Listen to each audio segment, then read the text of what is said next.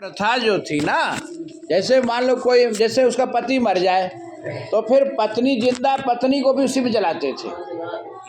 हाँ, ये सती प्रथा थी।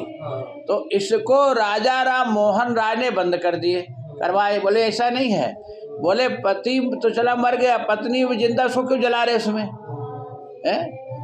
तो बोले कि अब ऐसा है कि जिसका पति मर गया तो उसका जो सुहाग का चिन्ह है, जैसे अपने हिंदू सनातन में जैसे मान लो माघ का सिंदूर है उसको मिटा देते हैं, चूड़ी फुरवा देते हैं, और श्रृंगार मतलब सब उतर गया, उसी दिन श्रृंगार उतर गया, और श्वेत वस्त्र श्वेत साड़ी में वो है, ये मतलब अब ये इससे पता चलता है कि वो सुहागली नहीं है, ये विधवा हो गई।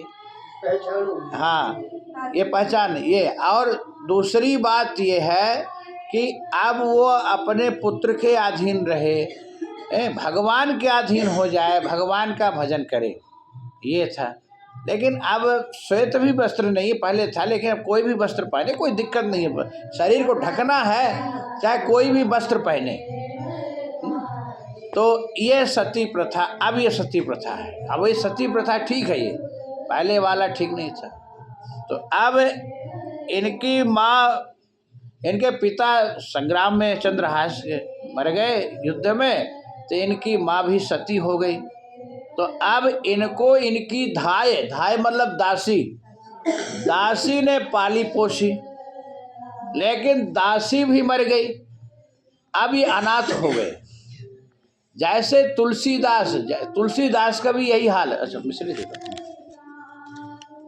तुलसीदास का भी यही हाल है। तुलसीदास देखो जन्म लेते इनकी माँ मर गई, फिर इसके बाद इनकी दासी, चुनिया नाम की दासी, तुलसीदास जी के माँ का नाम था हुलसी, तो जन्म लेते हुलसी मर गई। फिर दासी चुनिया नाम की दासी थी, वो पाली इनको, वो भी मर गई। तो लोग फिर कहते कि ये तो कुलक्षणी है, ये तो देखो अशुभ है, जन्म लिया है, माँ चली गए, जो पाले वो चले गए। लेकिन ये हमारी सोच गंदी है। तुलसीदास कुलक्षण नहीं थे। तुलसीदास जन्म लेते ही राम बोले, मुख से राम निकला।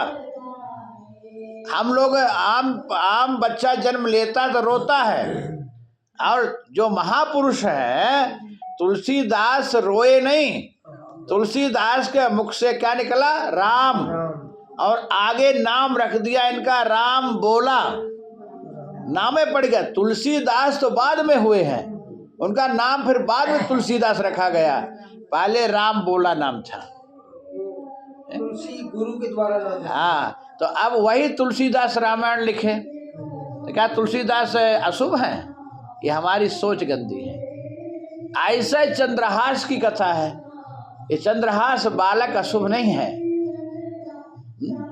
और तुलसीदास के 32 दांत मौजूद था जन्म लेते। अब साधारण बच्चा देखो दांत बाद में उलाता है, कोई कहता ना अरे इसके तो ये तो कितना, वो इसके तो 32 ये सब पेट में दांत था, कहते ना है? तो ऐसा ये चंद्रहास जी हैं। और ये चंद्रहास का जो अब कहते कि धाई माँ इनको चंद्रहास को लेकर कुंतलपुर चली गई थी, और वहाँ के मंत्री जो कुंतलपुर के धृष्ट बुद्धि के यहाँ वो रहने लगी। अच्छा, ये धृष्ट बुद्धि, इसका नाम, मंत्री का नाम धृष्ट बुद्धि, लेकिन इसकी बुद्धि भी दुष्ट थी। इसका नाम दुष्ट बुद्धि होना चाहिए, लेकिन धृष्ट बुद्धि नाम रखा गया है। तो धृष्ट बुद्धि के यहाँ ये रहने लगी धाय। तो चंद्रहास को अपना बालक बताकर उसका पालन पोषण करने लगी, और धृष्ट बुद्धि को बताई ये कि ये मेरा बालक है। और चंद्रहास 5 वर्ष के हुए थे तभी इसकी धाय माँ मतलब दासी चली गई। अब ये बालक अनाथ हो गया, मतलब अनाथ, अब कोई नहीं इसके। देखो, अनाथ कौन हो? जिसके कोई नहीं उसको अनाथ बोलते हैं। दूसरा अनाथ वो है जो नाथ किसी को ना माने, उसको भी अनाथ कहते। मतलब नहीं, नाथ नाथ न भगवान है, जिसका कोई नहीं उसका भगवान है, नाथों के नाथ भगवान है। जो ना माने वो अनाथ, जिसके कोई नहीं वो अनाथ। ये बालक अब अनाथ हो गया। चंद्रहास अपने समान अवस्था वाले बालकों के साथ भक्ति रस वर्धक खेल खेला करते थे। जैसे प्रहलाद अपने सखाओं के साथ भक्ति रस कीर्तन भजन लुका छिपी ये खेल खेलते थे, ऐसे ये भी अपने बच्चों के साथ में भक्ति भाव भजन कीर्तन का खेल खेलते थे।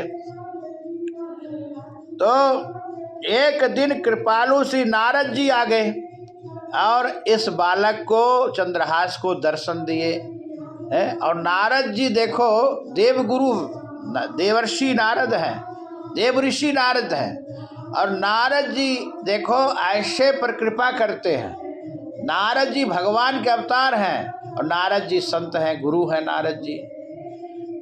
नारद जी के देखो शिष्य ध्रुव भी हैं, प्रहलाद भी हैं और व्यास भी हैं और वाल्मीकि महर्षि वाल्मीकि जी हैं।